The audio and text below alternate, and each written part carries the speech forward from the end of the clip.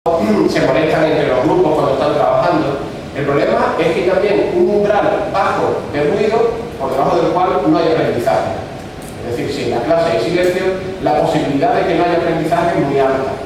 Cuando nosotros hablamos, como estoy haciendo yo ahora, hay una probabilidad muy alta de que alguno de ustedes esté pensando: tengo que ir a Mercadona, tengo que comprar melones, tengo que comprar los saquitos estos de bosque verde que me van muy bien para el suelo, a ver si dentro de 15 días le doy un fregadillo al suelo, porque hay que ver cuánto tiempo hace que no lo... Es decir, hay un porcentaje muy alto de gente que puede que esté desconectada, puesto que yo no he provocado ningún tipo de interacción. Ustedes no están haciendo nada, además de escucharme cariñosamente. Porque trabajar tirando lo que espera es que creemos entre los estudiantes interacción. Y por tanto que gestionemos los grupos no como una masa informe de cabezas que te miran, sino como personas que tienen que estar en contacto, tienen que hablar, tienen que cooperar, tienen que construir juntos. Tienen que elaborar conocimiento todos juntos.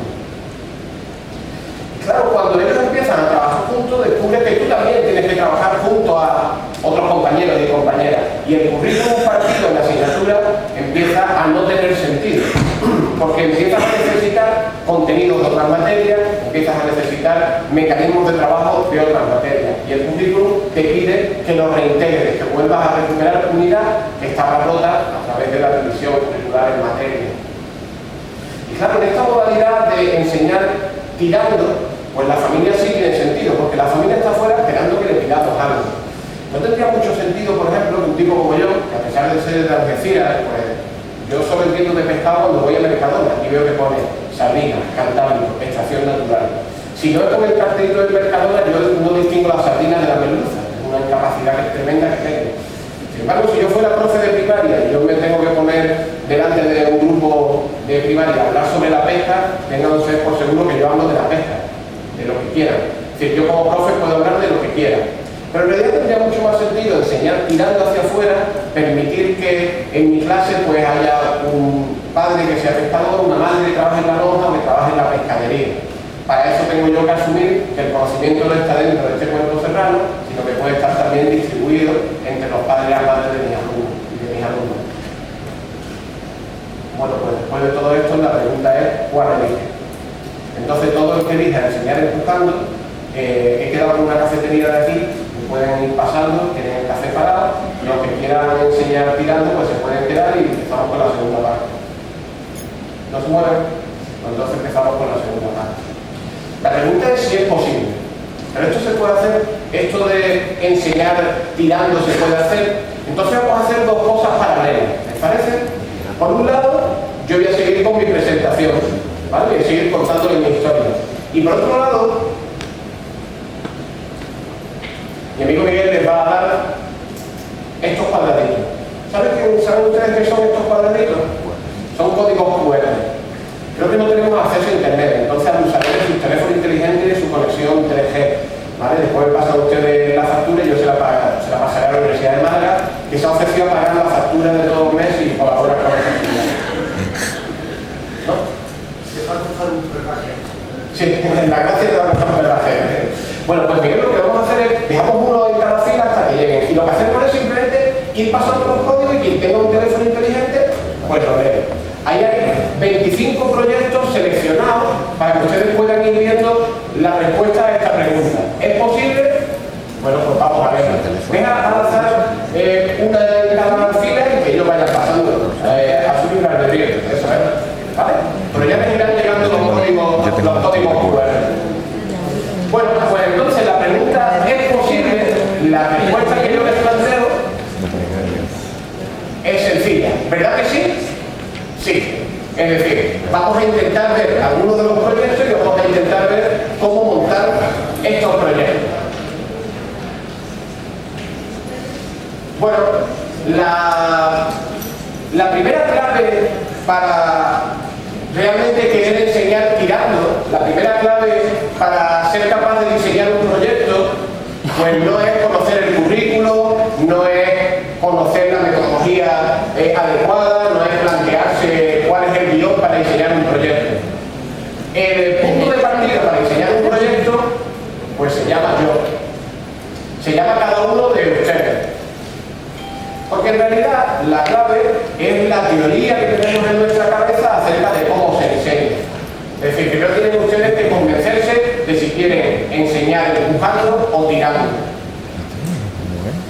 para eso, pues quizás lo más importante sería pues hacer un poquito de esfuerzo de introspección. A mí me gusta hacer este esfuerzo recordando mi experiencia escolar. Esta foto es innecesaria, pero tenía necesidad de demostrar que yo antes tenía pelo. Pero como también después habla mi compadre Fernando García Páez, que tiene un pelo tan hermoso, también cuidado y tal, pues voy a llevar una foto en la que se vea que yo también en algún momento de mi vida tuve pelo. Bueno, ¿qué recuerdo yo de mi experiencia escolar? Bueno, pues yo recuerdo aprendizaje individualista. Yo mismamente, mi mesa, mi silla, mi lápiz, mi libro. Dicho sea de paso, cuando yo encontré esta foto, cuando mi padre falleció y la vi, digo, mira qué foto más graciosa tenía mi padre guardada. Cuando le di la vuelta, lo que encontré era el libro de mi hija. Digo, mira, y yo usaba el libro de mi hija en aquella época. Es decir, bueno, yo tuve un aprendizaje individualista. No sé si creen ustedes que esto todavía existe o no. El de mi hija sigue siendo individualista. Un aprendizaje centrado en el docente, centrado en el maestro, la maestra, el profesor o la profesora. Es decir, yo no recuerdo haber negociado nada. La palabra negociación en mi experiencia de aprendizaje pues ocurría en el patio. Dan un cacho bollo, no te dan un cacho bollo, vamos a negociar, pero no vamos a entender. En un aprendizaje mediado por el libro de texto. Todo estaba en el libro de texto, todo era el libro de texto. Y finalmente, en un aprendizaje organizado por asignatura. Esto es lo que yo tengo en mi cerebro cuando pienso en qué es aprender. Yo trabajo en la Facultad de Educación, formamos maestras y maestros, y es una experiencia bastante común que de mí se despidan pues, los chicos y las chicas antes del tercero de diplomatura. Pues ahora cuando se van a la práctica, se vienen, me dan un abrazo, dos besos. Fernando, genial, que bien lo hemos pasado contigo, qué experiencia más buena. No hemos aprendido nada, pero lo hemos pasado muy bien. Hombre, pero eso, no, porque realmente donde nosotros aprendemos es en las prácticas. Ah, muy bien, muy bien. Se van a las prácticas. Y 10 días o por ahí después, pues llego yo y voy a verlo. Y los que han estado mejor conmigo, pues trabajando, no sé, didáctica o didáctica de inglés, yo les he estado hablando de tareas, de proyectos y tal, aparecen con una lista de vocabulario por orden alfabético. Segunda actividad, traducir el libro de texto del inglés al español. ¿Pero qué ha pasado? Lo que ha pasado es muy sencillo. Ha llegado a la práctica, los niveles de ansiedad empiezan a subir, la ansiedad empieza a rebosar por las orejas y cuando la ansiedad sube lo que hacemos es recurrir a los conocimientos, a las competencias que están más asentadas en nuestro estómago. Y esa competencia más asentada en el estómago está formada a partir de esta imagen. Bueno, empezar a diseñar proyectos no es tener un guión para diseñar un proyecto, es ser capaz de superar esa imagen, es ser capaz de superar a la señorita Paqui o a don Matías, que tuviera un don Matías. Seguro que ustedes tuvieron un don Matías o una señorita Paqui. Bueno, pues a partir de ahí es cuando tenemos que empezar a cambiar. La palabra innovación a veces está muy mal vista, porque parece que somos una profesión que siempre tiene que estar innovando. En realidad innovamos porque tenemos que dejar de parecernos a esa señorita Paqui o a ese don Matías. Por eso innovamos, porque tenemos que cambiar sobre nuestra propia cultura de enseñanza. La pregunta es cómo lo hacemos. Bueno, pues vamos a hablar un poquito sobre aprendizaje basado en un proyecto. Y lo voy a hacer desde una perspectiva concreta, que es una experiencia que llevamos algunos años desarrollando que se llama ICOBAE, ¿vale? Que es un grupo de trabajo sobre competencias básicas. Bueno, ¿qué es lo que os planteamos? Pues permítanme que se lo explique con un ejemplo. Yo soy profe de inglés, soy un maestro de inglés y me he dedicado a enseñar inglés toda mi vida. ¿Y cómo han aprendido ustedes inglés? Básicamente uno aprende inglés rellenando huecos. No sé si ustedes esto ya lo han percibido, esto de my name, Fernando, be, pon el verbo en el tiempo adecuado. ¿No? Y cuando llegas a Inglaterra te vas para el primero que te da la academia y dices, hombre, Johansson, my name, Fernando, be, pon el verbo en el tiempo adecuado que tenemos una academia que te está cayendo. Bueno, realmente los profes de inglés y muchos otros educadores hemos sido muy buenos desarrollando habilidades a través de actividades de área mecanizadas, respuestas automáticas a una serie de estímulos. A partir de un momento los profes de inglés descubrimos que podíamos desarrollar también en nuestros estudiantes estrategias, y lo que hicimos fue empezar a incorporar tareas de área, pues, por ejemplo, escribir una carta al director de un periódico. Bueno, 35 cartas iguales. todas iguales, casi con el mismo contenido, repitiendo un modelo textual determinado. Bueno, habíamos dado un paso, pero todavía no habíamos empezado a desarrollar competencias de los alumnados. En concreto, los profes de inglés hemos empezado a desarrollar competencia en comunicación lingüística, competencia en la lengua extranjera, cuando hemos empezado a trabajar en centros bilingües, y cuando hemos empezado a enseñar matemáticas en inglés, cuando hemos empezado a enseñar ciencias sociales en inglés. Es decir, cuando hemos aumentado el nivel del reto que le proponíamos a nuestros estudiantes, cuando hemos empezado a trabajar de una manera distinta. Bueno, lo que hemos hecho es el camino desde la formación de áreas hacia la integración del currículo a través de tareas.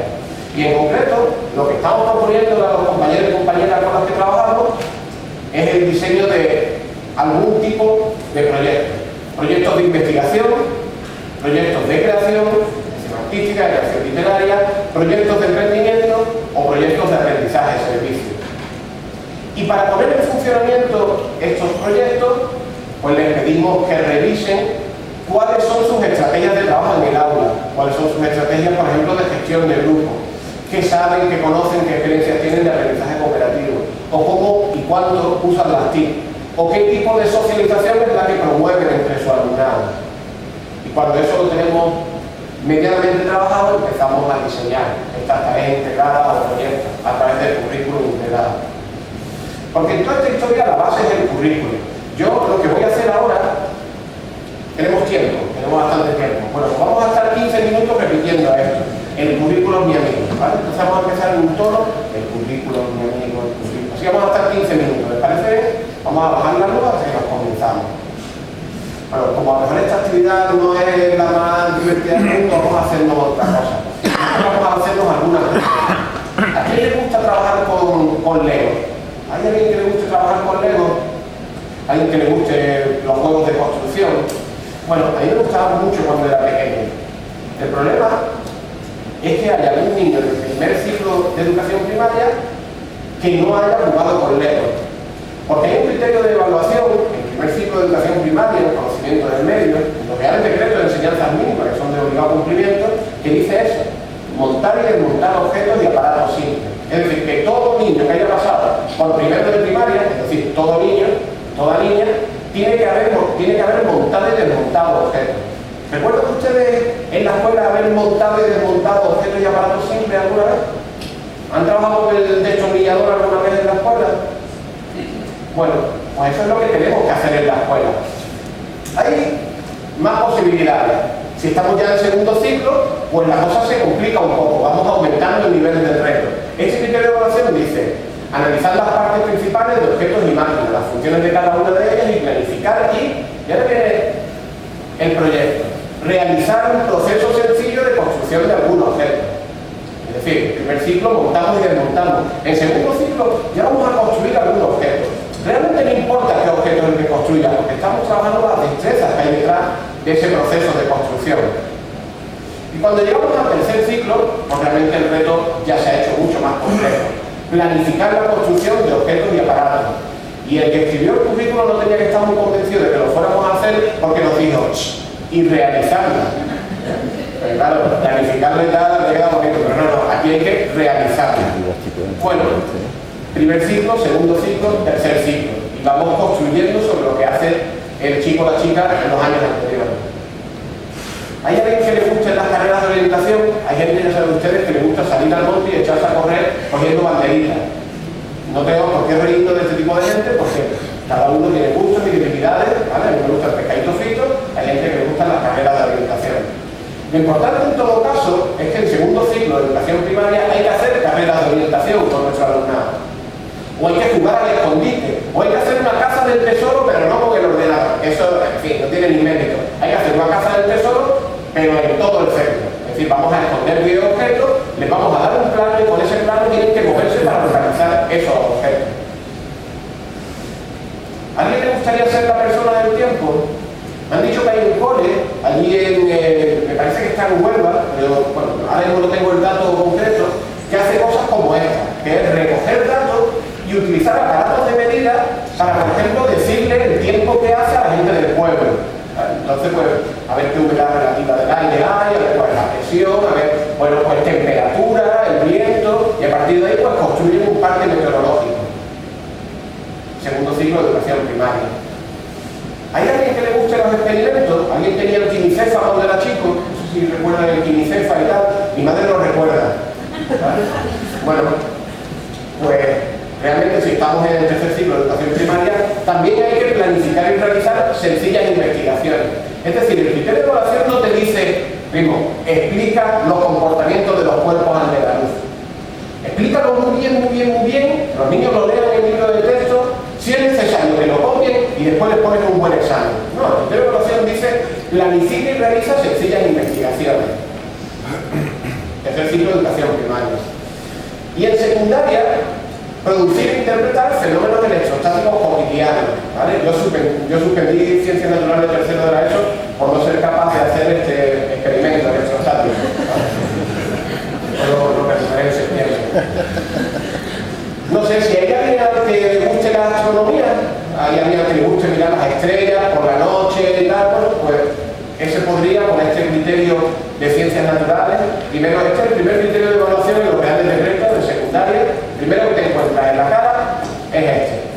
Interpretar algunos fenómenos naturales mediante la elaboración de modelos sencillos y representaciones a escala del sistema solar y de los movimientos relativos entre la Luna, la Tierra y el Sol. Es decir, que todos los niños que hayan pasado por primero de la ESO en España tienen que tener en su mesita de noche un hermoso modelo a escala del sistema solar. Una forma de contribuir a la decoración de la casa con pocos recursos, porque estamos en crisis. No comprendo que esto no se pueda realizar, porque el criterio es bien claro. O por ejemplo, no sé si a alguien le gustará la historia, ¿no? Porque le guste la historia, lo que puede hacer son líneas del tiempo. Y a través del proceso de elaboración de una línea del tiempo, pues puede identificar rasgos significativos en los modos de vida en España a lo largo de distintas etapas históricas. No sé si hay algún aficionado a Google Maps o a Google Latitude o a Google Earth y a estas cosas. El que no haya buscado su casa en Google Earth, que levante la mano. El que no haya buscado la casa de su novia en Google Earth, que levante la mano. El que no haya buscado la piscina pública en Google Earth, también debe caer. Bueno, pues realmente el primero de eso es lo que podríamos hacer. Localizar lugares o espacios en un mapa utilizando coordenadas, etcétera, etcétera. Podríamos jugar con Google Earth para cumplir lo que dice este criterio de evaluación. Si a alguno le gusta ser entrenador profesional, bueno, pues en educación física en primero de la ESO hay que construir una libretita como aquella que llevan los entrenadores, como la que lleva Del Bosque o lleva Frangal. Bueno, porque hay que recopilar actividades, juegos, estiramiento y ejercicio de movilidad articular. Es decir, el criterio nos dice no solo que haya que saber realizar ese movimiento, sino que hay que recopilarlo, para que después cuando uno tenga, por ejemplo como yo, 25 años y vaya a hacer deporte, pues puedas saber, pues si vas a jugar al voleibol, pues calienta de esta forma, o si vas a salir a correr, pues calienta de aquella otra manera. ¿A ti te gustaría ser artista gráfico? Bueno, pues también hay posibilidades de proyectos para artistas gráficos en potencia. Si os gustaría, si quisierais ser investigadores, bueno, pues a través de las matemáticas del segundo grado hay que hacer una investigación de carácter sociológico. Bueno, pues formula preguntas, recoge, organiza y presenta datos y utiliza los métodos estadísticos apropiados y las herramientas informáticas adecuadas. Si os gustan los ordenadores, bueno, pues en secundaria en tecnología hay que identificar y conectar. No vale verlo en un libro o verlo en una página web. Ni siquiera vale coger la pizarra digital y voy a poner aquí la RAM y haces así y dices, ¡pum!, ya lo he conectado. ¿Qué digo? No. Abre el ordenador, desmóntalo y después vamos a montarlo. Eso es lo que dice el criterio, o eso es lo que te plantea el criterio. Bueno, la pregunta es cómo arrancar el motor de la innovación, el motor que ejecute todos estos proyectos. Bueno, pues nosotros lo que proponemos, lo que hemos hecho con algunos centros es decir, vamos a ponernos en marcha y vamos a hacerlo poco a poco. Vamos a intentar incidir directamente en el aula, es decir, más que pensar en las competencias básicas como sábanas y sábanas de competencias, subcompetencias, descriptores, indicadores, ultraindicadores y ultracompetencias, vamos a meternos en el aula y vamos a ver cómo se puede trabajar. Vamos a intentar modificar gradualmente tu práctica docente. Vamos a leer escrupulosamente el currículo, pero también de manera creativa. Y vamos a intentar, una vez que lo hagamos, difundir los resultados a través de la red. Bueno, eso lo hemos hecho a través de este proyecto de proyectos, la semana de los proyectos.es. ¿Qué es lo que hemos hecho? Bueno, pues intentar cumplir con esta fórmula matemática, por así decirlo. Si cada uno de nosotros tuviera en su vida esto, pues quizás nuestra educación sería distinta. ¿Y qué es esto? Pues 6 cursos de primaria, un proyecto cada trimestre, 6 por 3, 18 proyectos. 4 cursos de secundaria, un proyecto cada trimestre, 12. 18 más 12, 30 proyectos en la vida de un estudiante. Serían básicamente 30 proyectos más de lo que yo hice en mi vida escolar. Bueno, a partir de la realización de estos 30 proyectos, pues sí que podemos hablar de cómo se desarrollan las competencias básicas. Incluso podríamos hablar de cómo se evalúan. Empezamos a estar tremendamente convencidos de que las competencias básicas se evalúan con un examen que te envían desde Sevilla, cuando en realidad las competencias básicas se evalúan, se pueden observar, se puede hablar de ellas, pues igual si estuviéramos en la vida real, solucionando problemas, solucionando retos